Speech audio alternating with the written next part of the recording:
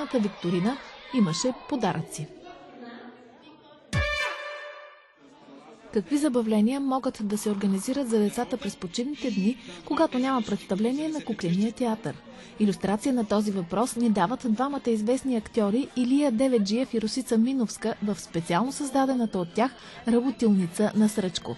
Всъщност този майстор, който учи децата всяка събота на различни интересни забавления, е специалист по импровизациите. Какви са те? Да направиш красива пеперуда само с един балон и цветна хартия, да създадеш сам сърце за подарък.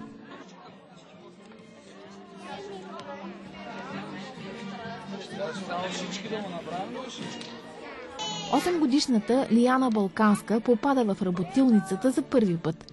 Тя е ученичка в училище Алеко Константинов и тренира акробатика. Какво се научи да правиш? Какво майсториш? Сега сърце. Това готово, завършено сърце ли? Не. Какво ще има още? Крила и нос. Цветни амурчета, шарени сърца и весело настроение. С това се изпълни само за час работилничката на майстор Сръчко.